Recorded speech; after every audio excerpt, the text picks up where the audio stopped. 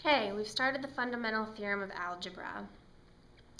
This second part is, so the first part we found all the roots of a polynomial, including complex numbers. And you notice that 2 times we got the complex answers, the answers were both plus and minus. Those are the complex conjugate pairs. If you ever solve and get either an I or a square root, there's going to be 2 of those, the positive and the negative, the complex conjugate pairs. So today we are working from the end and back to the beginning. So we have found our roots, now we need to write a polynomial. And when you're writing a polynomial with the complex conjugate pairs, it can get a little dicey. Your math skills with foiling and multiplying have to be spot on, and you just have to move slow to get all of your answers. So we're going to move slow, and I'm going to again ask you guys to work along with me. We're doing 2 examples, and some of you will be able to dive right in and do your homework. Some of you will do 1 or 2 examples in class in the morning, and hopefully it'll just build your confidence and you'll be able to take off from there. So, fundamental theorem of algebra. We can find all roots of a polynomial because we just did it. Now we can go backwards. So our first example, we're going to write the simplest function given zeros. Our zeros are 2 plus I, square root of 3, and 1. Complex conjugates, very, very important. So our zeros aren't only 2 plus I, they're 2 minus I, complex conjugate pairs. Our 0 isn't just square root of 3, it's negative square root of 3, complex conjugate pairs. And 1.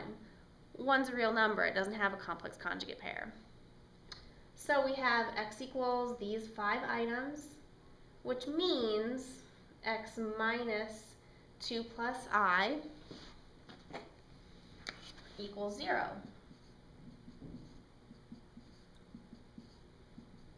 Now we have all of the items that we are going to multiply. All of the binomials that we're going to foil, foil, foil again, and then multiply. So, first ones are the square root complex conjugate pairs. First outer, inner, last.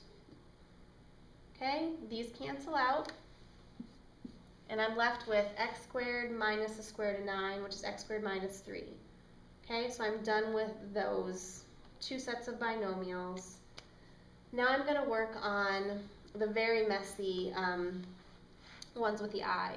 Okay, we're going to foil this, and I'm going to do that with marker just to show you. I have first, okay, outer, inner, and the very messy last, which is right there. Okay, so zoom in and check that out. Then I'm just going to mess with these green numbers and letters to try to collect like terms. So first I distribute this right here, and I get negative 2x plus xi. Then I'm going to distribute this one, and I get negative 2x minus xi. Okay? I can collect like terms. Negative 2x is negative 4x. Positive xi, negative xi. Thankfully, those guys are gone. And x squared. Okay, don't worry about that. Let's work over here.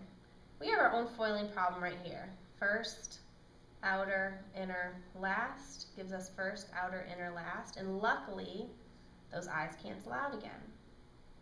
And I have a negative I squared, which is a positive 1 right there.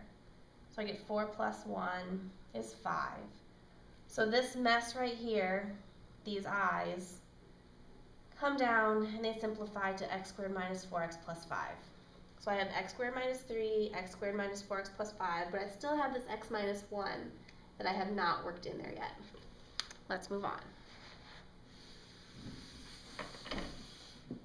Blue, black, and green. Let's foil these together. x squared minus x cubed minus x squared minus 3x plus 3, that's first, outer, inner, last. So I have purple and green. At this point, you guys got it. Set up a table, do your multiplication, easy. Okay, purple, green, set up your table. Luckily, all your diagonals are going to work out. And collect like terms. Okay, push pause, check it. You guys got it from there. Let's try one more example though.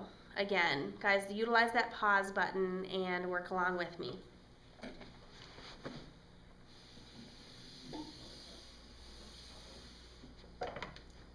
Okay, write the simplest function with these zeros. 2i, which is not only 2i, but negative 2i.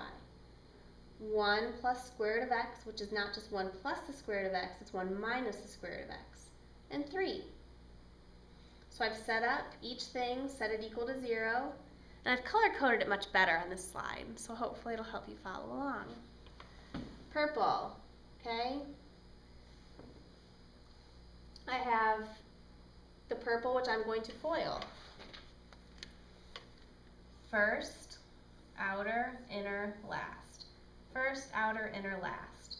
Luckily, the insides cancel, negative, positive, and I get x squared. This right here is a negative I, so x squared plus 4. Okay, the x plus 3 is not getting lost, but I'm putting it right there.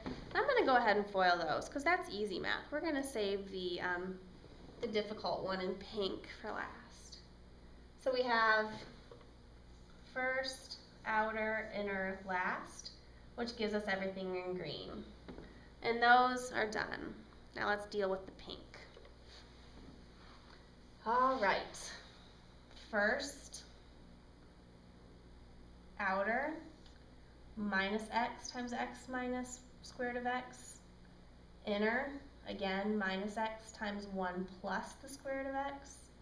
And last, which I keep all together at the end. And we're just going to hold on to that for a minute. Okay, let's distribute everything in here. I have x squared, negative x, plus x squared of x, negative x, minus x squared of x, and luckily, they're gone. X squared goes down here. I have a negative x and a negative x, which is negative 2x. And let's mess with this down here. Okay? I have first, outer, negative x, negative square root of x, I'm sorry. Inner, positive square root of x. Last, minus square root of x squared. These cancel, and I have 1 minus square root of x squared is x. So I have 1 minus x. Again, we're going to collect like terms. Negative 2x, negative x is negative 3x. X squared plus 1. So now I have 4 terms and 3 terms, pink and green. And really, when you get to this point, you're good to go. You got it from here. I know you can do it. I set up my table. Okay, all the diagonals will work. And you have your polynomial for an answer. I'm going to reiterate, work slow as I work through all your homework and I work through all the examples. If I ever tried to move fast, I regretted it in the end because I had to do the problem again.